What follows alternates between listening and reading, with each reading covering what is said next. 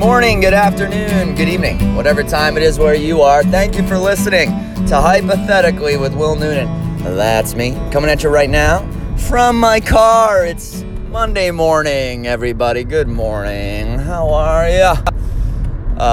This podcast gonna be kind of a little bit of a hodgepodge because I recorded the conversation you will hear soon with Corey Rodrigues last week up in Salisbury Beach. We're up there doing a show. But right now it's like a week later. Excuse me, it's Monday morning. I'm on my phone. I'm doing this into the phone because I don't have my stealthy podcast recording device with me. And I wanted to get some solo stuff in on the podcast before I put the conversation on. I don't know. I've just been meaning to record this here and there, but I've been fucking busy. And, it's being a comedian now is like way more than just fucking writing jokes and doing comedy. But, all right, so first of all, let me promote. I got a live episode of this podcast coming up in just a week or so. A little over a week and a few days. Hypothetically live, guys. Need you to come out. It's a Wednesday night. I know a lot of you have already messaged me saying, dude, I can't come out and party on a Wednesday night. I understand that, but buy a ticket, make a donation. Because, these things, man, they're not going to give me any more shows if no one ever comes out to them. I think I've sold some tickets, but I don't fucking know. Some of my biggest supporters have sent me messages like I can't come because it's on a Wednesday. I'm sorry. I'd love to be there. I don't want to give away what's going to happen, but there's going to be a lot of cool surprises there, man. So I want you guys there. September 5th, Laugh Boston. It's part of a big Boston podcast festival. Luigi and the Skanks will be there. Bobby Kelly, you know what, dude. A bunch of cool podcasts will be in town that week. And who knows who will be on what shows and whatnot. But anyway, so I want you guys to go to that because, it's on us to get people to go to our shows. It just drives me, I do 2 shows every weekend, and every single booker wants me to promote it like 14 times a day. And it's just like I'm bleeding. People are bleeding Twitter followers right now. People are never been less likely. Like, people have never been quicker to unfollow a motherfucker on Twitter. And I can't just spam promotion all day because it just doesn't fucking work, man. I've tried every way to get motherfuckers to come to my shows, I'm just only so famous, which is not very. I'm a little teeny tiny bit famous in like the 3rd biggest city in America, and people are fucking cheap and they only want to watch my shit on the internet. So it can be a little tough getting people. Every booker I work with right now hits me up every day. Can you please promote more? I'm trying. But it's like such a give and take, man. I know comedians out there feel the same squeeze because it's like you want to make everyone happy. You want to make the bookers happy and promote your shows. But you want to keep your Twitter followers. You want to keep your social media followers happy. And they hate promotion. And they get mad at you when you promote. Also, you want to promote things like that you make the profit from, like your podcast and your albums and things like that. And I love the comedy clubs, and they give us a lot of chances to do things. But there's a little bit of a fucking backwards ass system where it's like they expect comics to write the material, perform the material, and now they want us to also fill their comedy club, which is true. If you're a successful headliner and you're a famous person, you will sell tickets, and that is a benefit of fame. But when you own a business, I think it's on you a little bit to promote your own talent and get people, in there. And I'm not just saying comedy clubs. This is like fucking fundraisers too. I was doing a fundraiser a couple weeks ago, and the guy was hitting me up almost every day like, yeah, I'm looking at your Twitter. I'm not seeing you've only, tweeted the show once or twice. I'm like, dude, you're not, like, I'm sorry, but I'm working for you one night in the middle of Massachusetts. Most of my followers are from all over the goddamn place. And even the ones in Massachusetts only want to hear about this show once or twice. And I hear it from you guys. I hear it from you guys when I'm fucking tweeting too much promotion. Everyone's like, enough. And I also unfollow. I mean, people just do not fucking care how many, that I'm up in Manchester, New Hampshire like 4 times a fucking month. But there are shows I really want you motherfuckers to go to, and this one at Laugh Boston, January, Jesus, what the hell is going on? September 5th, Wednesday, September 5th, I want you guys there. Laugh Boston's one of my favorite clubs. Nick's Comedy Stop is one of my favorite clubs. Those are the places I want you guys to come see me. I don't give a fuck if you come see me when I'm like doing a fundraiser out in Springfield or some shit, and those are the ones people come to. I can't control when people come see me, but that's the thing. I just want to think about fucking writing jokes, performing jokes, and trying to get more gigs. I don't want to think about fucking how many tickets I'm selling all the time. Which I know some of you are listening right now. They're like, welcome to being a, headliner. Welcome to being the guy on the show. Which is true, but I just wish I had some help from someone, I never see, like, posters. I never see my name anywhere advertised, or rarely, other than on my own shit or on a club's social media page. And the club has, like, 200, clubs have, like, 200 fucking followers. No one follows comedy clubs. Mostly comedians follow comedy clubs to look like, hey, maybe if I follow this comedy club, they'll book me. And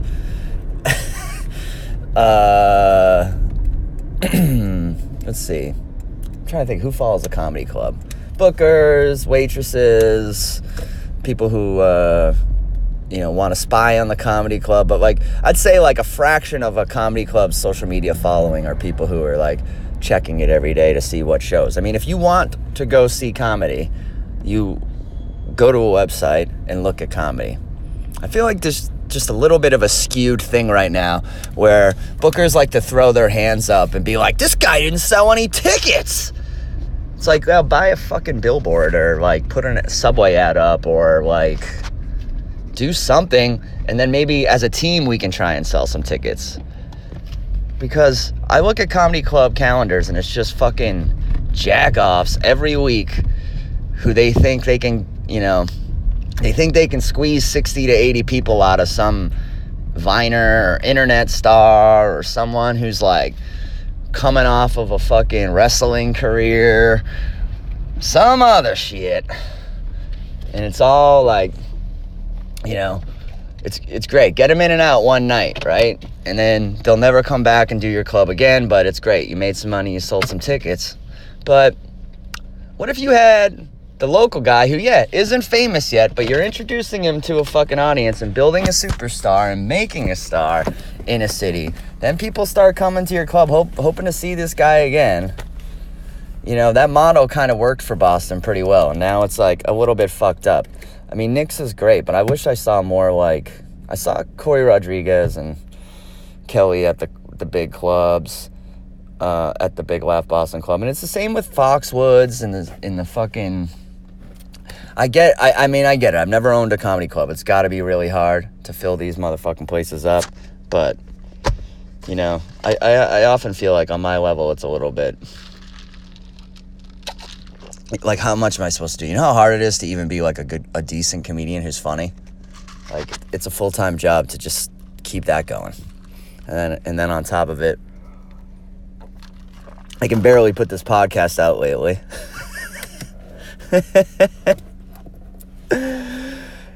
I'm waiting for that kind of trend of bookers email or letting me know. Like the other day, it was like a Sunday. I was hanging out with this friend of mine, and we're walking around, and it was like just texts were coming in all day. Could you promote this a little bit? Could you promote this a little bit? And I think it's probably because, I've always been social media guy. I've always been social media dude.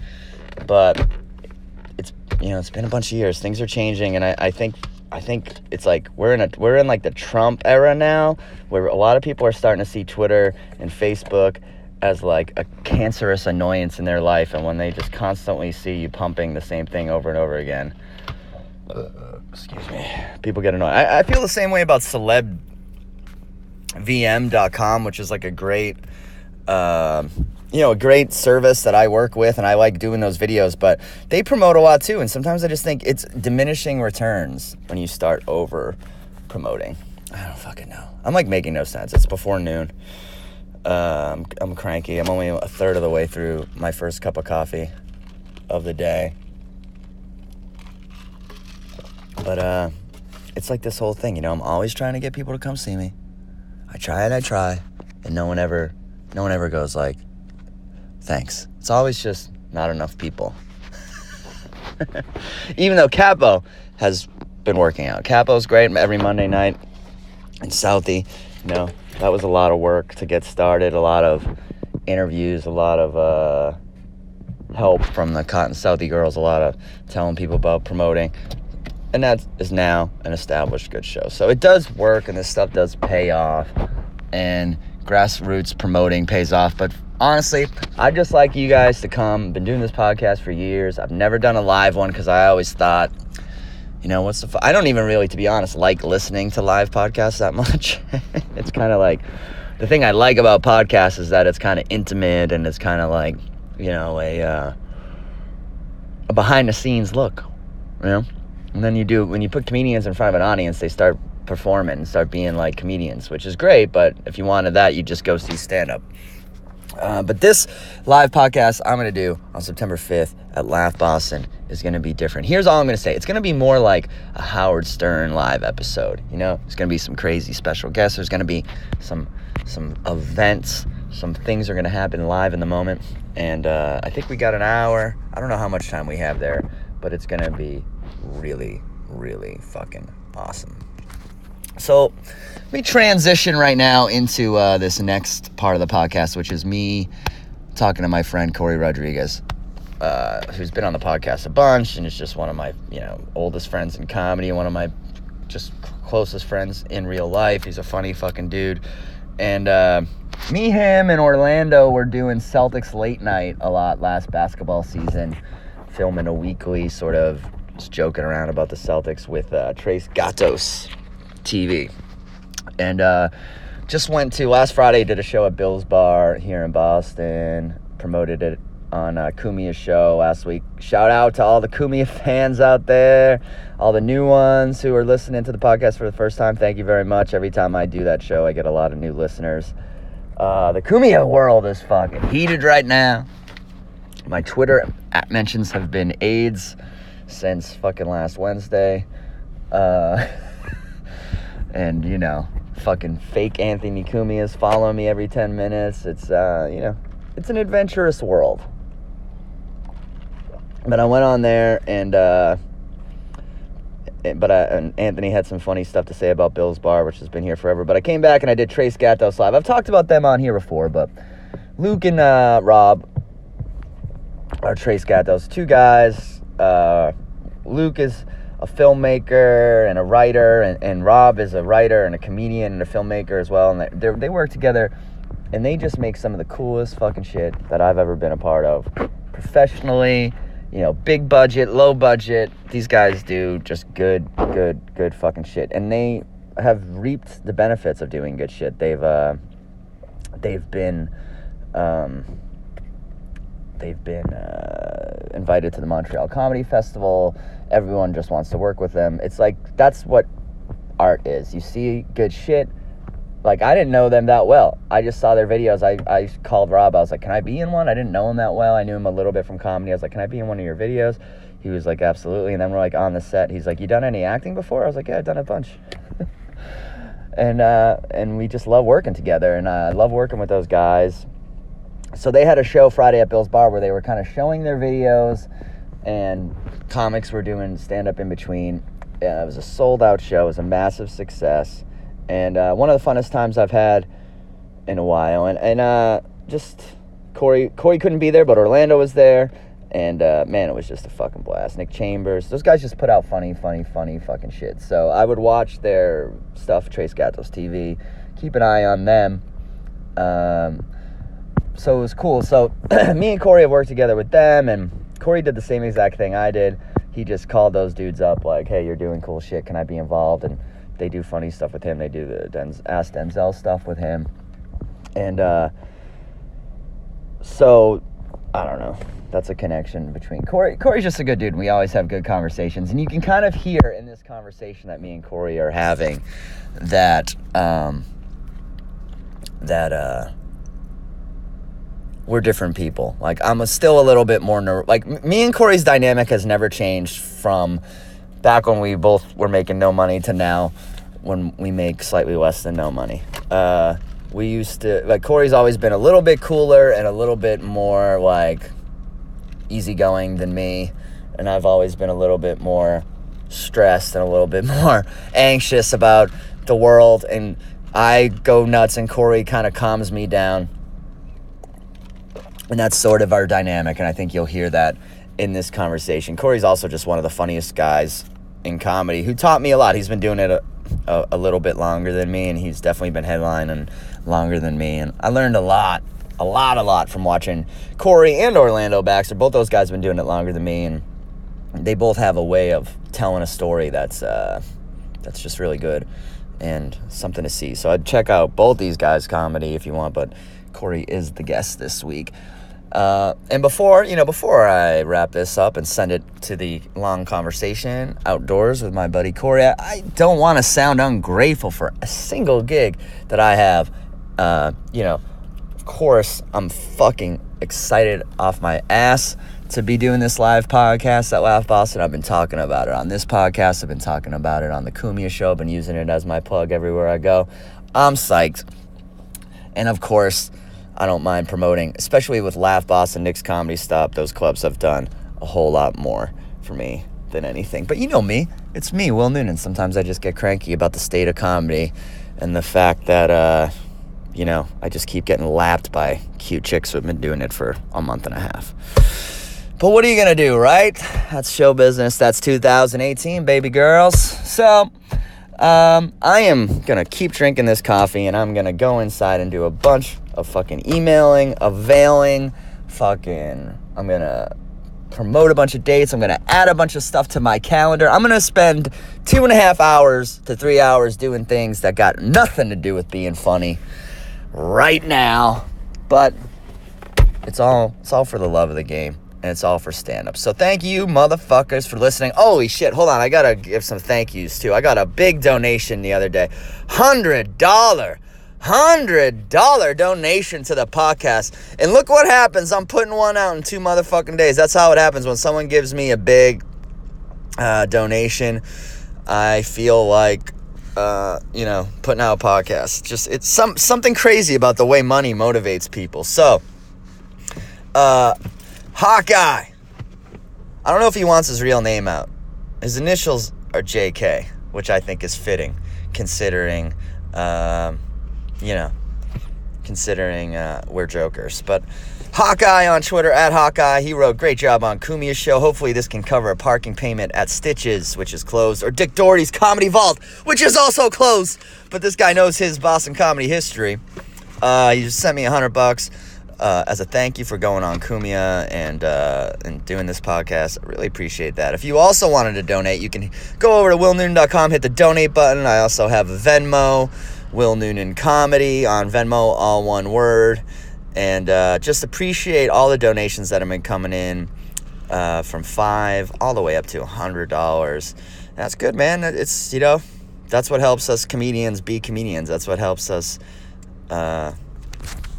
stay alive and stay motivated. And you gotta have some money in this business. I talk about it. I'm finally not broke again. 2 or 3 weeks in a row. Holy smokes, what's happening? But, so remember, September 5th, Laughy Boston. It's going to be super duper fun. There's going to be some special guests. There's going to be some surprises. And I think it might be something people are talking about for a long time. And hopefully you'll see me headlining Laugh Boston sometime soon. All right, motherfuckers, here we go. Your next guest, my best friend. Find him on Twitter. Find him on Insta.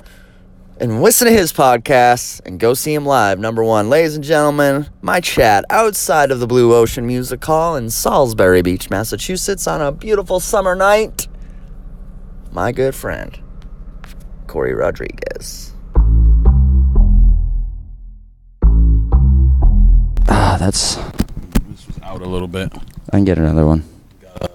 Yeah, because that's going to do that the whole time. Well, yeah. I mean, I can just try to hold it in like I'm at a... Like a shitty comedy show? Yeah, random. No, you're right. Yep, I did, yep. It's always something. Hey, there it is. I knew I had a Check. Check 1, check 2. Yeah. So we going to have to fucking stand the whole time? You don't want to sit down on anything? Sit on my fucking piece of shit car. What happened? I just sat in... Oh, dude. They already heard about it on the podcast. But... Would somebody back into you? No, it was like one of those... You already recording? Yeah, I'm recording. Typical. And I figured stand because we just sat in that fucking traffic that sucked. That's cool. Speak for yourself, man. I want to sit the fuck down at some point. You can sit on my piece of shit and ride. Make me stand up and do the shit. So anyway, I fucking was driving. You know that ramp like onto Morrissey Boulevard near the 2 gas tanks, like you're getting off the highway there? Yes. The bridge was up, so all the traffic stopped, right? Me included. We're all stopped on that thing. On that ramp. Yeah. It's pouring rain and traffic starts to go and someone at the front hit their brakes, so it was like that chain reaction thing. Yeah. And then my car, like I was only going like 3 miles per hour, but with the rain and shit, I slid right into the back of this dude's he had a Honda, but he had the spare tire thing on the back, like a Jeep. Yep. Crushed my shit. So it didn't do much damage to his car? No, nothing. It didn't hurt my like engine or my radiator, anything inside. It's just the shit you say when you're not going to get it fixed. Yeah. You should have seen it before. I did this myself. That's what people say. I tied it to a tree. I tied this to a tree and I just hit reverse and pulled it out. Well, you're not going to get it fixed. People just start talking about how bad it's not and what it didn't affect. And so they're like, hey, man, everything, it still runs like a beauty. You're like, you're not going to do anything about that. Same with teeth, you know. Yeah. All right, I can eat. I can chew everything. I chew everything, man. Steaks, rubber. Sometimes I chew rubber just for fun. I just bit a garden hose in half last night for the shits and gigs. Because what I was going to say is I thought somebody like hit you in the back maybe and then made you go into something else. No, I wish. But then it gets to the point where then you just take that insurance check because you don't value it much. Like, you know what I'm saying? And you just put that money in your pocket or put something I've else. done that with the dents in the side of this car. Yeah. Some teenage girl hit me. And I just like took the $1,000 and like spent it on shit I needed. Yeah. But yeah, I don't know. I think I can pass inspection because it still locks in and like locks out. Look, realistically, I don't know if you've taken a picture and they've seen this yet, or the people following you, right? Because it's the side dents aren't. Well, I haven't seen the other one. This one over here, they're not bad enough to be unbelievable, but at the same time. Like, there's two things at play here. One, if you don't give a shit, you don't give a shit. So you're just like, dude, whatever. I don't give a shit. You know, you don't give a shit until maybe you rolling up and there's a lot of people that when I was like, or something. No, I care in that sense. Like, so I care. Park far away. I don't like the audience members. To see you. Yeah, like devalues. You know, especially if you're on your way in, you don't want them to see you. Definitely. Yeah. Actually, I feel like worse on the way out. It's like, poor guy. Yeah, exactly. So he was funny. There's that factor. And then there's the other factor of like, hey, you know, you could just this is very cheap to just go to a junkyard and get a hood, which I'm sure multiple people have recommended to you already. And they also have like fucking fiberglass or carbon fiber hoods now that are even cheaper than like replacing it. But it would look nice. It would look better. Just so and all that would do is, you know, that's what I'm gonna do. Yeah. Just do that and knock it out. This is only about a month or so. Yeah, that was only that's not long. But I met the girl I'm dating right now with a huge dent in the front. Says a lot for her, so that's good. That's how I do it, man. I fuck up the car, scoop chicks, and then if they'll date me, then I'm like, ta-da, I'm a comedian. Yeah, Guess what? Right. Guess what? My life. I'm still poor, but I have some fun sometimes. So I used to have a car. You pull up in a beautiful new Jeep. Yeah. What is this? 2018? 2017? No, 16. I didn't want to pay the premiums for 18, but it has ridiculously low mileage, but it's a 16. Do you lease cars or buy cars? Buy. Because the last one I was going to keep for a while, but then I needed to upgrade. I had to upgrade. I was going to keep it until I don't think for a comedian, that's great gas mileage in a Jeep Grand Cherokee. It's just a Cherokee. It's not a Grand, which the mileage is a little less than a Grand. Oh, okay. But showing my lack of Jeep knowledge. Yeah. Grand Cherokee says Grand on the side, so that one just. But yeah, I mean the gas mileage isn't great, but I feel the safety has been vastly increased from an SI. Definitely. Driving a Honda buzzing around, drive a Honda, like a. It is safe. Race You have car, kids, basically. so Yeah. you gotta be safe. I think of that every time I have one of my nieces or nephew like in my car. I'm immediately so much more like, I can't get hit, can't crash this thing. Yeah. It's not like it's just me anymore. You know what I mean? It's a different vibe. I remember I used to have I love Hondas before I transferred over to the Jeep. I love Hondas. I love Hondas too. Love them. Been with them for so long. And I remember I used to drive like a hatchback Honda that my friend's dad put together. And Corey just spit his gum out. I thought you were getting into. I was like, are you getting into like the black grandfather age of your life, where you're like, you thought I was about to yeah, that was just getting that last chew out of my gum before I threw it out. Mom, we're talking cars. I was like, is this a new tick, Corey? Oh, here you go, work that bit out, huh? I hate when people try to go work a bit out on you like that. I'm like, dude, shut up. No, that wasn't a bit. Yeah, that wasn't a bit at all. But I used to ride. I used to have a little hatchback Civic, right? And it was like my friend's dad had put it together. It was like probably 5 different Civics put it together in one. But he's like a mechanic. He's real good. It was cool. The car ran. I mean, I had 200,000+ miles. That's on it. Hondas are the last cars you can kind of do that with. Like, love it. Mix and match parts, get underneath the hood a little bit. I would take it. I would like during the winter. I would drive into if I would roll into a snowbank or whatever. I wouldn't care. Like I wouldn't care. Yeah. So, you know what I mean? Like that's how this is kind of now. That's what I'm saying. Like you didn't care. Like this is getting to that point where I pretty much don't care anymore. I had but then I started doing real estate. When I started doing real estate, I had to show up at these showings, and I had to show up and at open houses. I got some client listed with me, and I'd pull up, and I'd be like, I need to switch my car because this is not good. True. And the broker at the real estate, I was working for Remax. He was like, "Hey, listen, we love you here.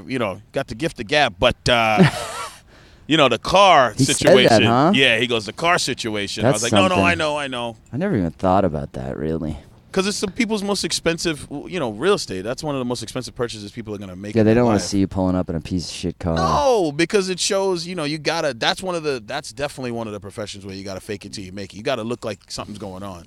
Yeah, definitely. Because if you don't, It's funny. You notice that with those types of jobs, and I mean the thing with cars is, anyone can kind of drive any car. Yeah. If your credit's good enough, and if you have you don't mind paying a high monthly bill and stuff like that, you can get it, at least for a while, you can get a pretty nice car. I just never got into the whole, I never got into that. I just got cars from people that I knew, bought them off of them, cheap. I've never really driven a fucking nice, expensive car. This was it. When I first got this was the nicest car I'd ever had. Yeah, I mean. That was 8 years ago. I still feel like that too, but maybe just a level up from where you are thinking about it. You know what I mean? I wouldn't. I feel like that too. Yeah. I'm not like a car where I'm I gotta be an Escalade, baby. I'm not like that. I could care less. But at the same time, you always had what I can afford. You've always had a decent car. Yeah. Not like even this, not a flashy car. No. But it's also it's you could pick your kid up from school and no one's batting an eyelash. All right, that's that's a normal father picking up his kid from school. If you pulled up and picked up your kid from school in my car, people would be like, "Oh, those bruises on that kid, they came from somewhere." Yeah, those aren't playtime bruises.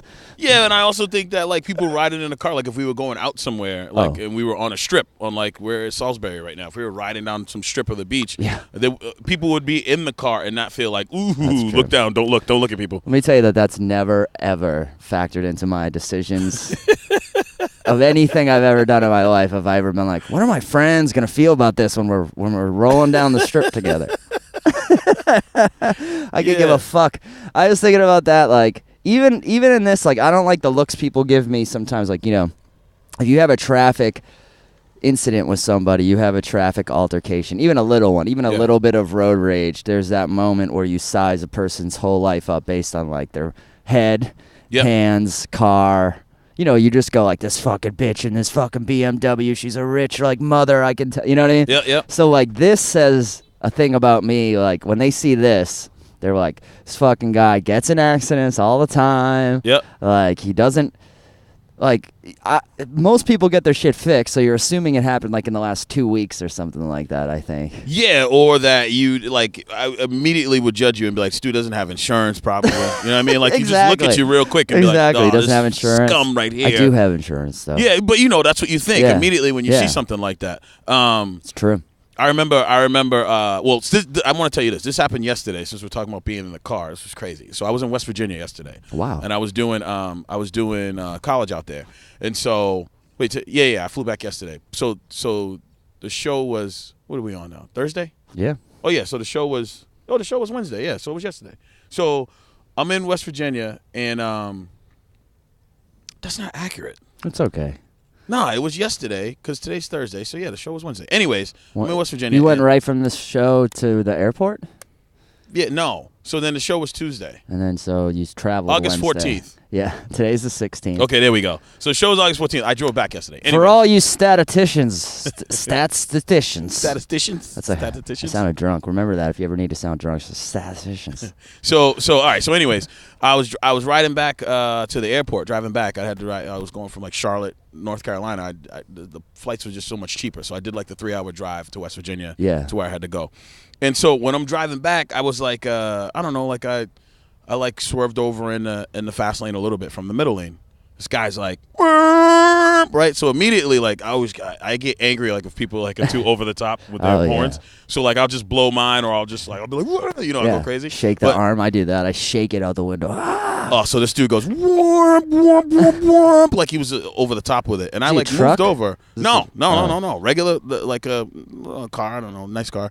So as he's going by me, though, I look over. I look over at him a little bit, and his hand is out pointing to me, and I can't tell if it's his hand or if it's a gun or what it is. But shit. I was like upset down south. I was like upset, and I was like, you stupid. And then I seen the hand come by. I was like, this dude needs to calm down. You know what I mean? I just like looked straight ahead. I was like, I don't know which one that was. I couldn't tell in that brief moment as he was going by. Yeah. But then I seen it like go down as he went by me. He kind of like lowered it back down. So it was weird for it to be his hand to lower it so oddly. But it wasn't like he was trying to shoot either. If he was, it was almost like, this look could be a gun. Scare ya? Yeah, I don't know. It was just weird. I've had people do that to me. I've had people point guns at me in traffic, and I've had people more often point their finger like a gun. Yeah. I'm like, that's a weird message. Yeah. I was getting it on the way here. My biggest pet peeve is like the real dickheads of driving, like people who like will drive in front of you super slow, not super slow, but like they'll go the limit.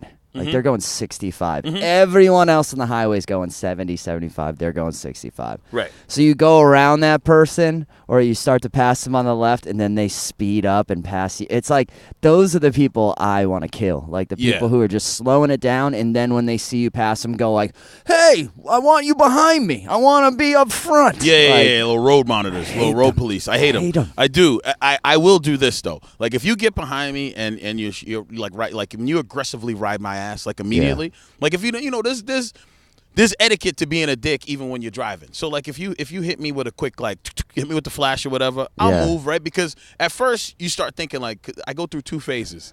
At first I think, man, fuck this dude, man. You know what I mean? I'm going fast enough. Fuck you gotta be, right? That's what I think at first. And then this is good. We're in a parking lot right now, so this car's going on.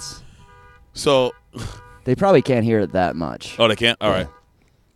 So at first I think, hey, who's this dude? Where does he have to be? Like, why are you trying to speed up? And then I like come back to reality. I'm like, man, I don't know what's going on in this person's life. They could be in a super rush. Yep. They got somewhere to go. Why the hell am I not moving? Because it's been you. Yeah, it's been me before. And I'm like, why aren't I just moving out the way? Like, I'm not the road monitor, right? But I will do this. If someone does aggressively come up on me from the back and they're just a dick about it, like immediately, like, and they're like up my bumper, up my ass, right? And they're like just being like so ridiculous, I will speed up most of the time. Like, I won't just move. I'll be like, hey, you in a fast car? My car's fast too, dick. You know what I mean? So if I go 100, like, I'll just leave them. You know what I mean? I'll go way up. I'll do that or whatever just to see, like, because sometimes I want to see, are you just trying to go a little faster, or are you trying to be like a dick and just like move me? So I don't know what's weird. I know what you mean. You know? I know what you mean, because I hate that. That's the thing I always hate, and I feel like I get it a lot more in New York and New Jersey. which is like the car pulls right up on and just starts flashing its lights at you like it's your job to get out of their fucking way. Right. And like I said, sometimes, I smoke weed. Sometimes I'm like, shit, I am going 65 in the fast lane. Like, my bad. Yeah, my bad. You know? Yeah, like, shit, you know? But a lot of times I look down, I'm like, I'm going 80, dude. Like, you want to get in here and go 82? Fuck you. You know, that's the thing that drives me nuts, too. So that's exactly that. When I'm going like 80 and they come up on me like that, I'll go 100. Just because I want to see. Like, I don't know. It's just my own little game. But, like, they usually don't keep up with me if I start going that fast. So I want to see. Or they're just riding on me just to be, like. I would do that, but I'd go right 100 right into the speed trap, and then I'd get a fucking ticket. That would be my luck. Yeah.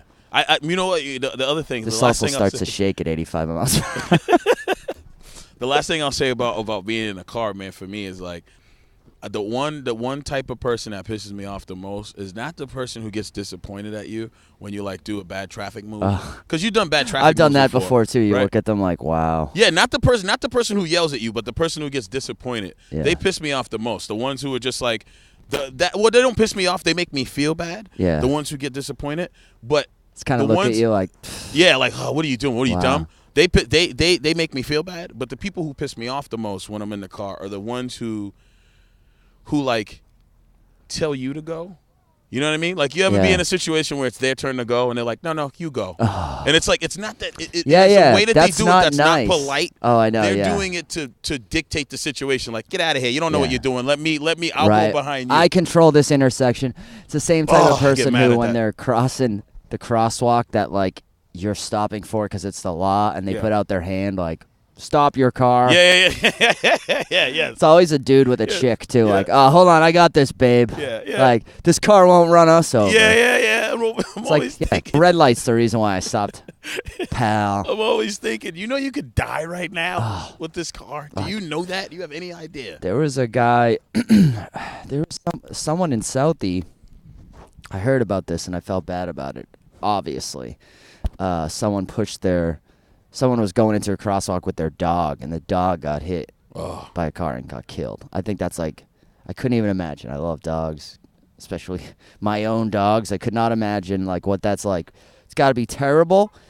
But this is Day Boulevard in Southie, like a street I drive down all the time, and I drive 25 down it all the time.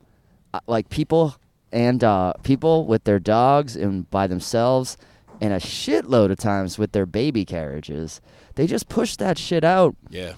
They're behind a car or the sun setting. There's like a million things you just completely do not see a human being at all. Like, even if you're trying your hardest to pay attention, people have a little bit too much faith in this whole, like, he's going to stop. He sees me. It's like, to me, like, when I heard that someone's dog got killed, I was like, man, that's terrible.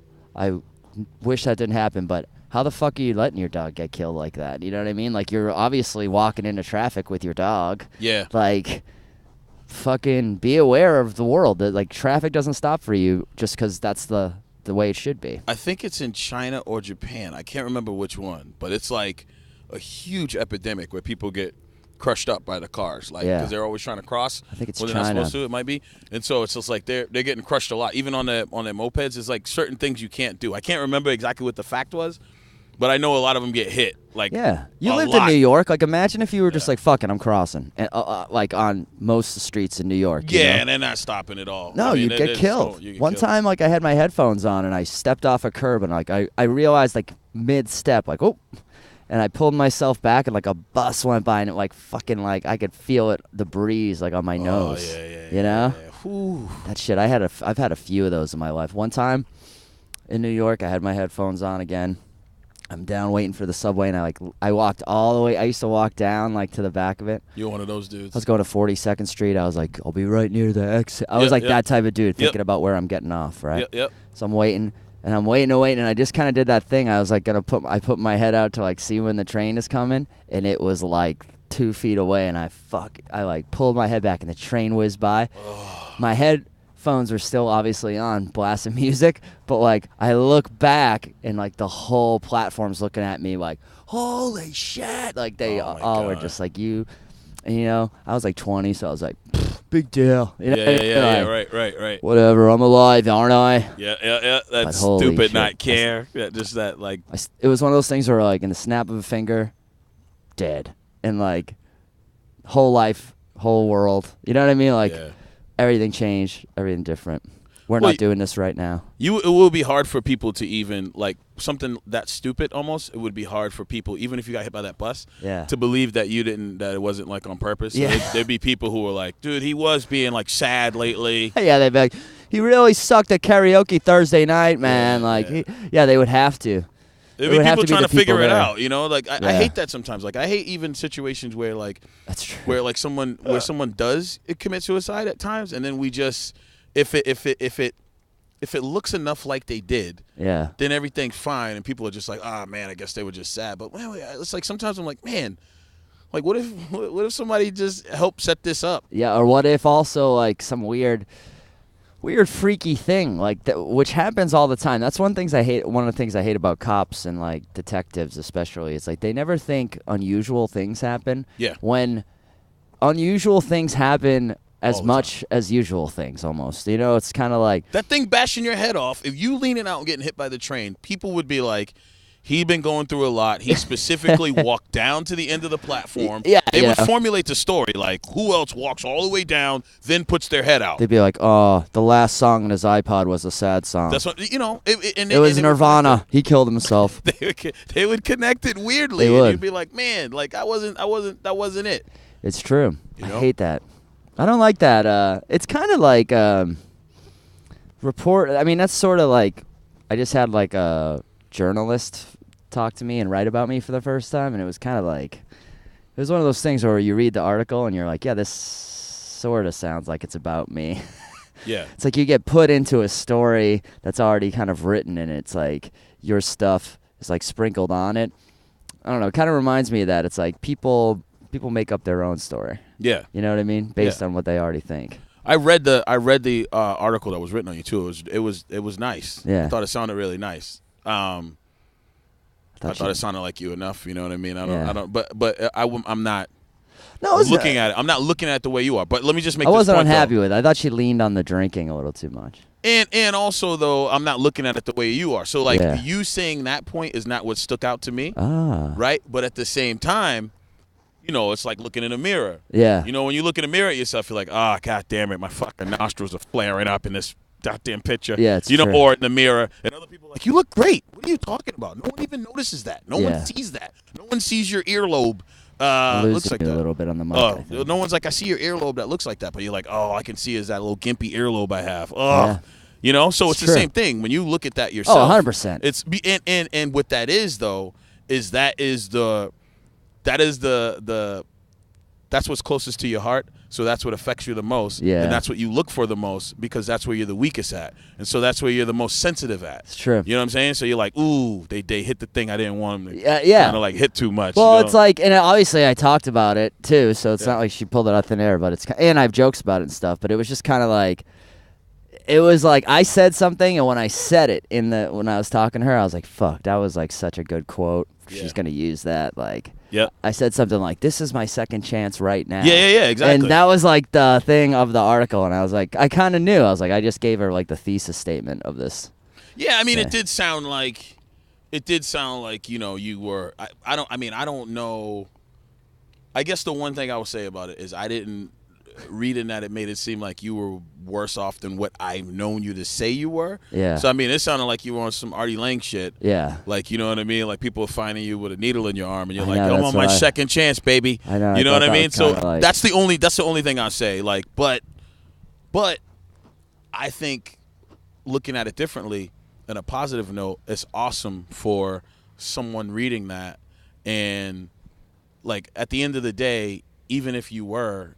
It's all positive. Yeah. The way that story kind of. That's the thing, and I think when you think about it, the time it's coming out, and it's a Southie based, like writer, Southie podcast, like blog. You know what I mean? So many people are dying because of drugs, not necessarily specifically alcohol as much. It's not. Yeah. They don't talk about alcohol as much, but the opioids, all that shit, and opioids and everything else are just like. So that is a big thing. So it helps kind of I don't want to say glorify, but it helps give it some legs. You know what it was I mean? a learning experience for me, just because it's like, as a comic, you do so many podcasts and you do so many shows and you talk about your shit kind of openly, Yeah. And then it's like, that one was like, oh shit, man, people read this stuff. Like I got, like messages from people. They're like, I had no idea. Yeah, exactly. I'm like, yeah. I'm like, it's okay. Well, I think also if you could say that, like, it's funny because when you do podcasts and when you speak, what we do for a living, right? Yeah.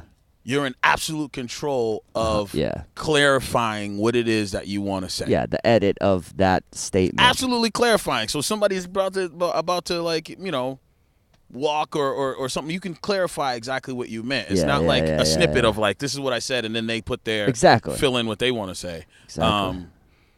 I was listening to this podcast with Bobcat Goldthwait, man. He has this joke, he has this bit, and it's kind of funny, kind of like just having your own narrative. Like basically, he was talking about like he has this new joke he's working on where he like.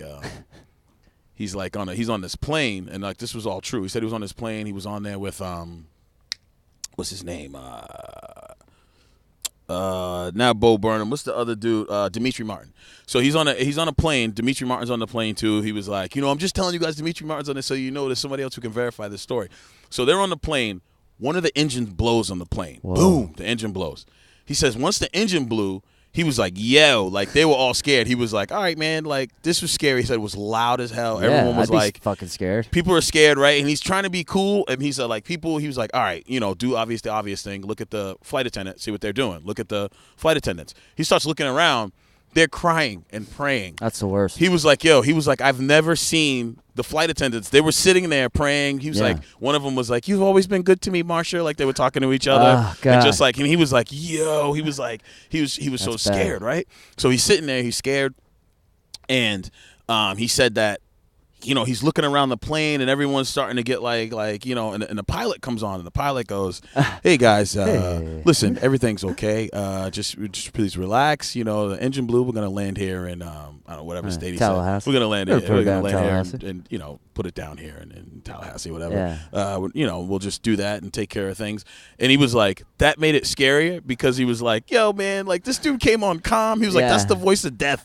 He was like, that's the voice that comes up to you and it's like, hey, I'm gonna, like I'm gonna. I would have actually felt good. The captain would have made me feel good. Well, he was like, it scared him more because he was like, that's the voice of someone on the street who's gonna kill you. Like he said, he would have felt better if the captain came on like, everybody just relax. We're gonna be okay. I'm gonna put this baby down. I'm gonna do everything that I learned. I can't talk for long. I need to focus. I need to focus, right? He said, but the dude came on like, hey, I'm gonna put it right down. Don't you he was like, about that's the same voice of someone who runs up on you on the street. He's like, no one runs up on you on the street who's like, I'm gonna fucking kill you. He's like, that person's not gonna kill you. But the person who's like, hey, I'm going to kill you. He's like, that person is going to be in your room eating your brains and like shit like that, right? So he's going on. He's telling him, he was like, now just mind you, he's like, the whole Special Olympics team happened to be on this plane with them at the same time. So he's going on and he's talking. He's like, yo, so the Special Olympics team is there. And he's like, he's like, it was nuts. He was like, it was, good flight, but everyone's still just being kind of calm. And he was like, the pilot came back on and was like, listen, when we hit the runway, we're gonna hit it kind of hard, and there's gonna be foam. It's gonna be all foam. We're gonna land on foam and everything. There's gonna be a fire truck at the end of the runway,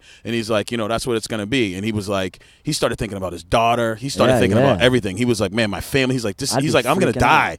He was like, and from the back of the plane, he heard one of the Special Olympics kids go, fire truck, right? Because he said it's gonna be a fire truck, and he was like, "Yo!" And he started. He's the only one laughing. He makes eye contact with Dimitri Martin. They're the only ones laughing, and he's like, "Yo!" And they start laughing, and they're going on and on. He's like, "Yo, man, we're about to die." And this dude goes, "Fire truck," right? And he goes, man. That blew my mind. That like his brain was in a whole different place. He's like, we're thinking about dying. He's like, this dude came on to say fire truck. He goes, fire truck, and then he goes, he's saying this, one night, and he's like, when you're a comic, you're working out bits. He's like, I was working this out in the club, and he said he got up. This lady got up. It's like, you're a monster. She starts kind of yelling. I'm giving him like, before he got, to the end of what he was going to say. And he was like, look, man, I don't care how you feel about all this. He's like, but some of you work with mentally handicapped people, some of you work with have them in your family, some of everything. They're part of our lives. He was like, if you're too stupid to admit that some things they say are funny, you're denying them the right to be human, because you can't say that they've never said anything funny. Everyone's funny. My point in saying that whole long story was, by him ending it like that, he controls that narrative instead of somebody like taking a snippet of him telling that story and being like, oh, he's making fun of the mentally retarded kid by saying, mentally handicapped kid by saying, You could title it like, the word fire truck makes Bobcat Goldthwait. Wow. You know what I'm saying? Like, I don't know. So I thought it was really funny when I listened to him, because there's different ways that we as comedians wrap things up, and different ways that you're able to say and get away with things that you want to say. Different. Yeah. We all do it differently. Absolutely. I've seen. Sometimes I don't even know what I'm trying to say until I'm like mid-point, like mid saying it, and then I like kind of wrap it up. Yeah. You know what I mean? You figure out how you're gonna wrap it up. In that what time do you want to go to? It's already 7:05. I get fucking nervous with these we're good, man. All pros. 7:30, right? We're good. Yeah, it starts at 7:30. Yeah. Oh, they're not starting at 7:29. We're good. They don't know I'm here. Do they know you're here? No, but we're fine. All right. We'll get a text at some point. We're good. We're here. All right, I'll go in 10 minutes. We'll do 10 more minutes. So, since the last time I was here, man, things have been a little nuts. So I want to make sure that the noonerisms, noon enthusiasts, the noon enthusiasts, and the noonathins. No, I'm trying to think of what they would be. I like noonathins. That's not bad at all. Hello, noonathins. What's up, noonathins? Noon enthusiast was always too much of like a noonies. They call Nunez on the Red Sox Noonie. I kind of like that. Amanda Nunes, the Tiger. They're good out there, though. A lot of them lately. You're getting nervous right now. Well, I can tell you. Everything's changing right now. You're worried about getting into the show. I fucked up on one of these. The last one I did, I went like 4 minutes over by accident. I just did 30 minutes. I didn't do like to the time. Yeah. They were all fucking mad. They were all like salty with me, and they were all they were like, don't fucking, it's all about time. Oh, God. It's all about time. So make sure you guys go to my page, check out some things. I've been doing some fun stuff, man. I do these videos called Ask Denzel. So I want you guys to go make sure you check those out. Are you doing that Trace Gatos live? I'm not going to be able to. I'll be working. Yeah. So I won't be able to go do that. I mean, I took a night off to do it. Yeah, I won't be able to, though. I am not working.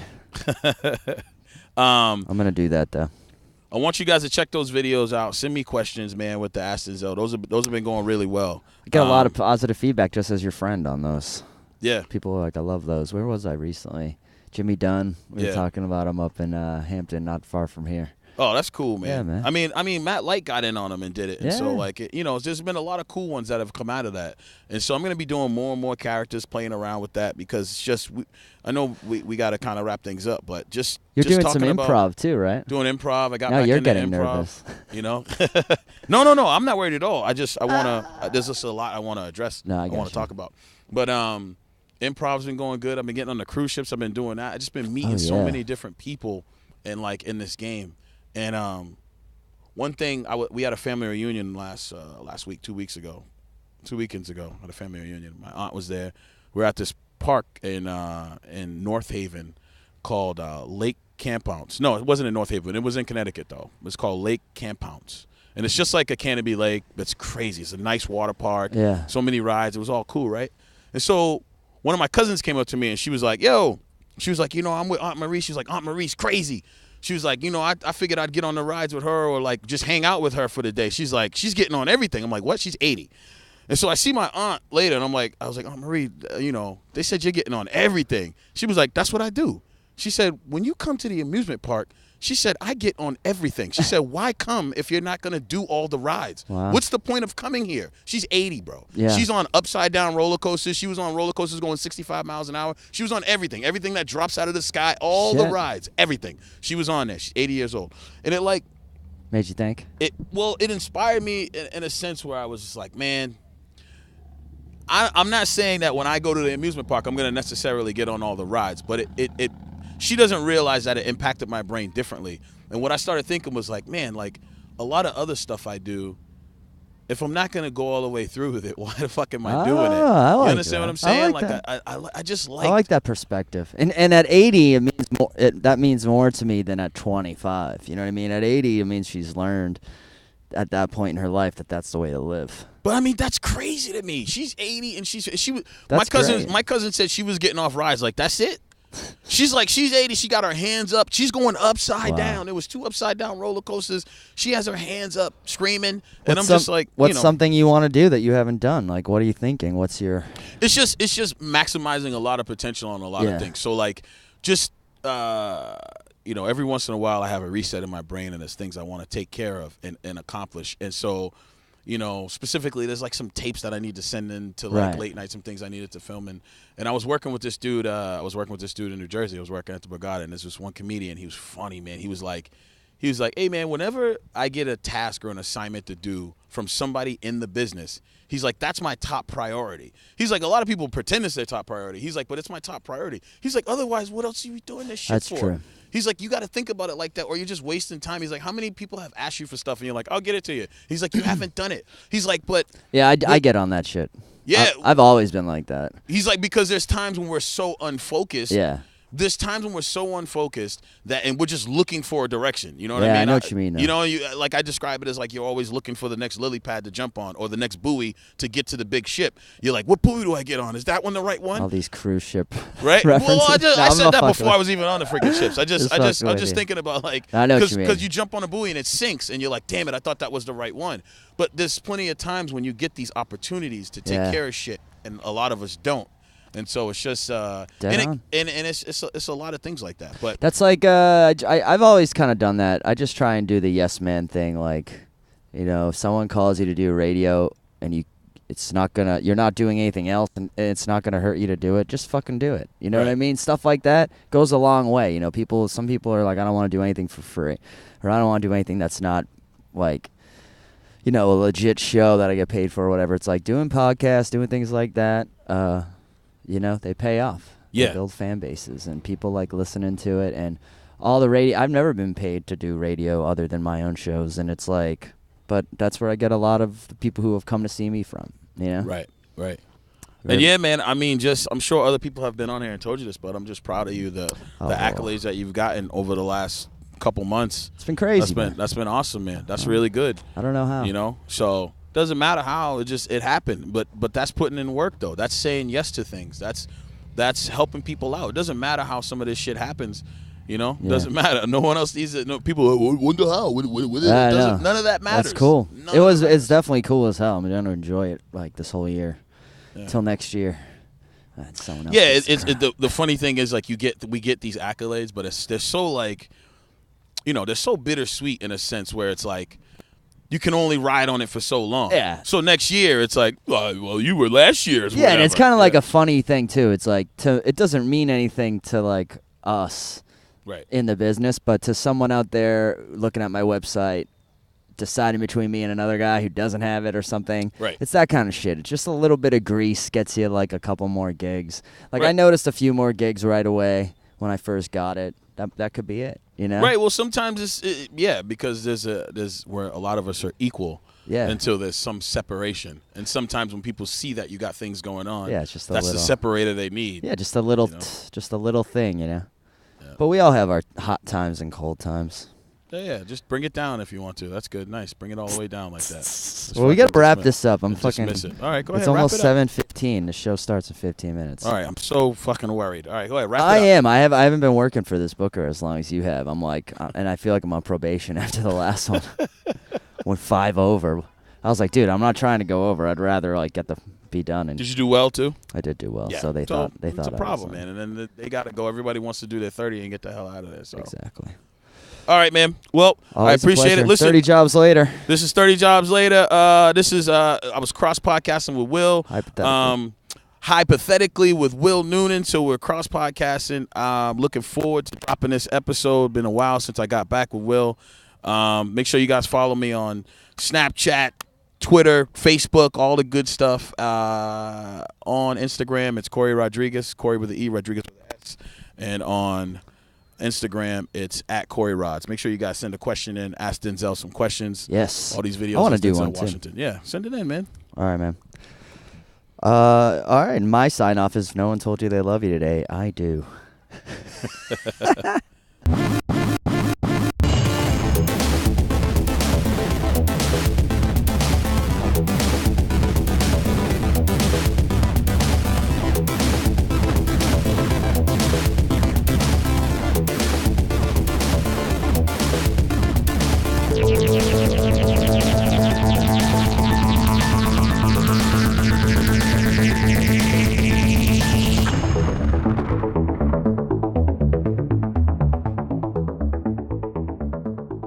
We're gonna be here for at least 30 minutes, man. You want to crack the window a little more? I have all 4 down. Oh, he's got him down. Okay. Yeah. All right, it's just yeah. You don't want him down too much. He'll be Well, no, I don't want the dog to come out, but I just want enough where he can fucking breathe fine.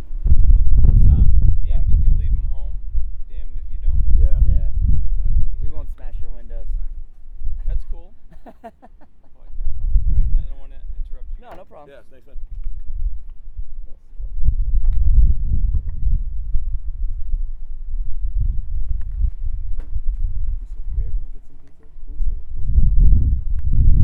Maybe he meant him and the dog.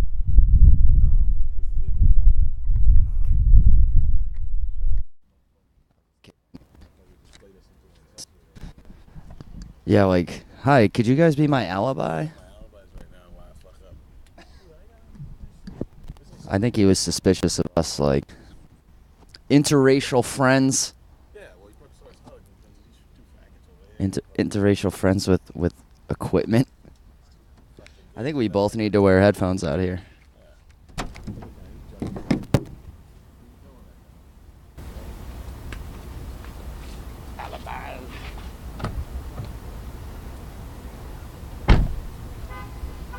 Looking good, Willie. Thanks, man. Dude. You too. Nah, thanks, man. A little fatty, but I'm cool. Better than nothing. When I used to live, in Harlem and I was getting kind of like fat from drinking, these fucking like crackhead dudes used to be like, crackhead dudes and like Spanish dudes. I was like, you're getting kind of fat. That's awesome. They'd be like, you must be getting some good shit, right? Making some money, fucking a good chick, she's cooking for you. It was so funny to be like, I was like in my world of like actors and shit. It's like, you're gaining a pound, dude. These guys are like, you're getting fat. Way to go.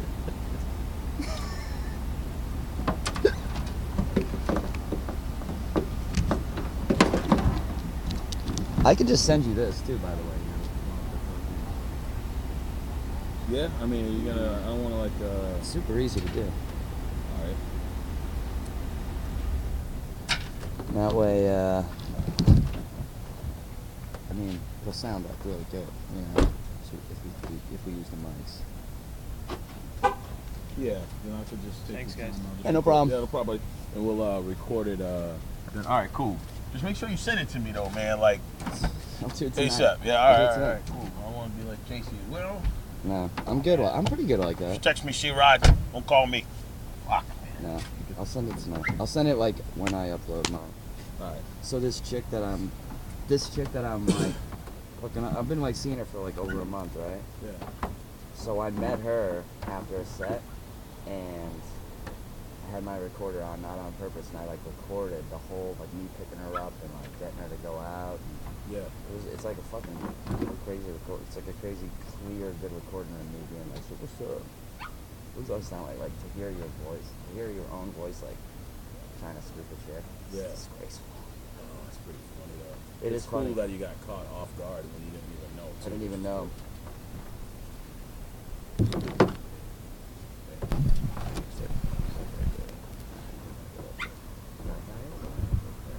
This is kind of suspicious, I guess. And you know, we're kind of like celebrities. But it's not suspicious anymore when we put microphone and headphones on. We're like celebs. At least I am. Fair enough. See, he keeps doing it. That's just a joke. Can you hear anything? Can't hear shit. Oh, that's probably because it's not plugged in. So he's gonna think we're reporters. Yeah. All right. Yeah. I hear you now. There we go. How about yourself? Check, check.